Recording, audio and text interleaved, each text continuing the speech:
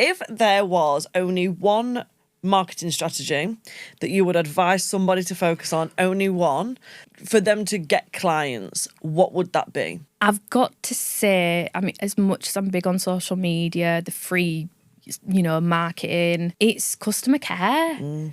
Really take care of the customers you've got. They are going to go away and speak about you and recommend you. We get so many recommendations. It's a genuine recommendation, and we can get multiple people from one customer, and they're local as well. You're going to reach them. Whereas on social media, how do you know you're reaching your local community? You've got to think about, are your ideal audience on social media? Are they on Instagram? Are they on Facebook? Thinking of a big picture here, because I know I've got some clients that aren't on Instagram. So yeah, customer service, really hone in on that. Take it to the next level. Make it absolutely exceptional customer service, and you will do really well. One thing you said earlier, and I was like, I've got to circle back to that, was about energy. Yeah. Energy in your salon. Yeah. And one thing that I used to do when I was fully booked out with clients, and clients used to love coming to me for treatments. Like I actually used to have people book consultations with me towards like when I was going to stop doing the treatments and go more into coaching. But I used to have people book consultations with me, and one lady actually sat there and she said, I don't actually want a treatment, but I really wanted to meet you. Well, that's cute, babe. Love that.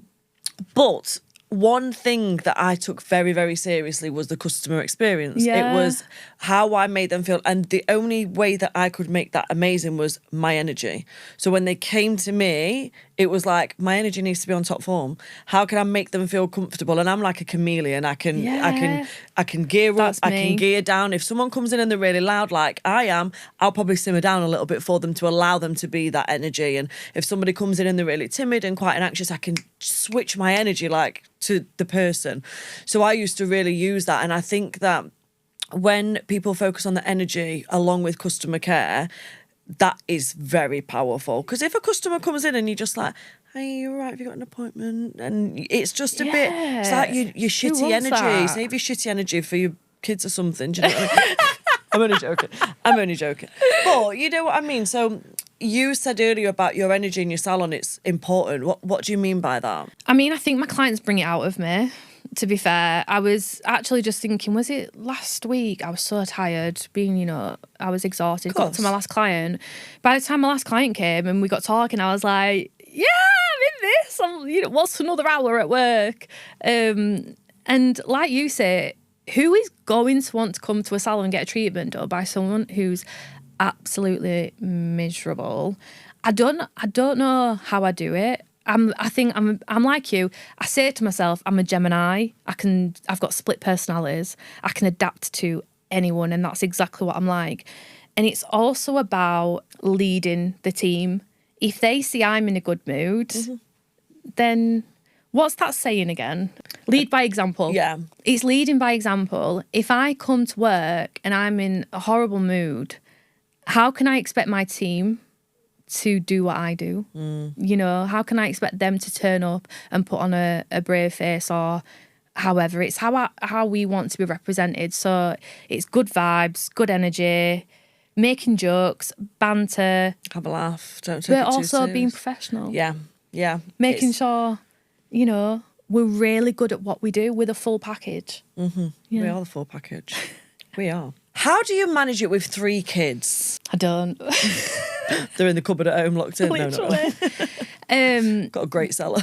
Do you know, actually, this week I've realised, partner said it to me as well. He was like, I wish you'd talk to me a little bit more about what's going on. And what I'm not realising is how quiet I go at home. Because you've so given your energy at work. I'm in my head. Oh, and you're thinking about work. I'm in my head and I'm thinking of ideas. Okay, yeah. I'm thinking of I feel it. I want to get to this next step. How do I do it? And I feel I get mum guilt and I feel bad. I do. I've got to remember I'm doing it for them. My daughter, she's 9. She can talk your ear off. Probably gets it from me, actually. Let's be real. She knows she does it because she's like, I'm asking a lot of questions. I'm like, yes, just give me 2 minutes to just like gather my thoughts. So yeah, it's difficult, but I'm learning to take a little bit more time off. Okay, good. So to say we hit 10K last month, I actually had the most time off in my business. Like how? Because you've had more time off, you will have more in. Yeah. Don't make sense, but it all right, I'm going to take a month off. See ya. No, I get it. It's hard to get the balance. It took me 5 years of hardcore work to get more of a balance. That's all I keep thinking about. Yeah. The bigger picture, what I'm having to sacrifice now to get there. And I'm, already doing it. I'm so grateful. We have finally bought a house and we've got a secure home, especially for my eldest. I wouldn't even be able to tell you how many houses we've lived in. So to be able to give him that, I'm hoping he can see everything I've done, the long bus journeys we've done, him staying at my mum's. Look at us now, and without doing that, we wouldn't be where we are.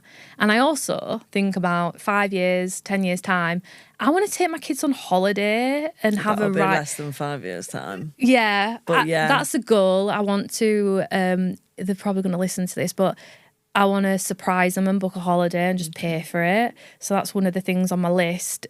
But if it means for the next couple of years we can't go on a holiday, that's fine. You can make your own because we're going to go to Hawaii and America and Mexico. We're going to do all these things, whether you're 14, 15, 16, 20, it doesn't matter. We're going to get there.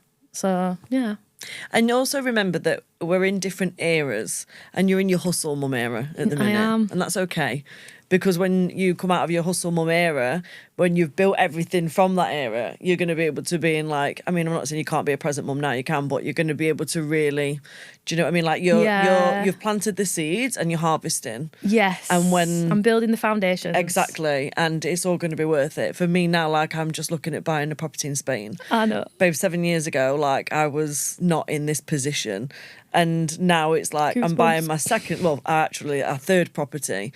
And I can go on holiday and I can book these things. And it's all I wanted those years ago when I first opened my salon. And it's it's all worth it.